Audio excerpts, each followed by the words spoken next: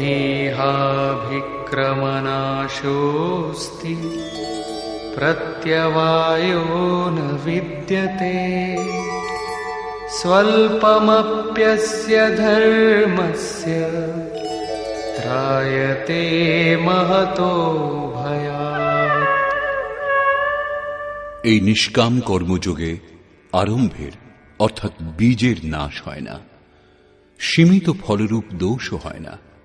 সেই জন্য এই নিষ্কাম কর্মের, এই কর্ম দ্বারা সম্পাদিত ধর্মের অতি অল্প সাধনও জন্ম মৃত্যুরূপ মহাভয় থেকে উদ্ধার করে।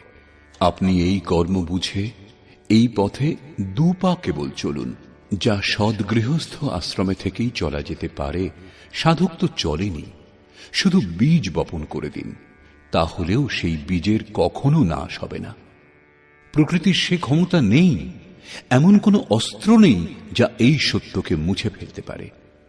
প্রকৃতি কেবল আবরণ চড়াতে পারে, কিছু বেশি সময় লাগতে পারে, কিন্তু সাধনের আরম্ভ নষ্ট করতে সক্ষম নয়।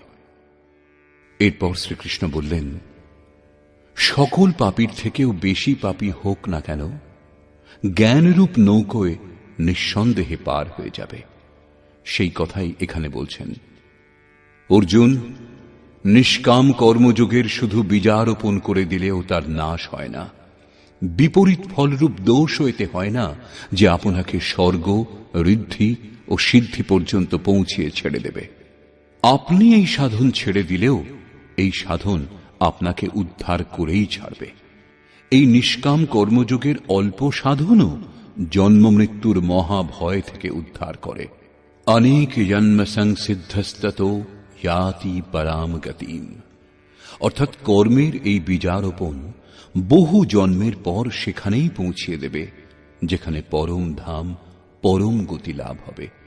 এই প্রসঙ্গে আরো বললেন,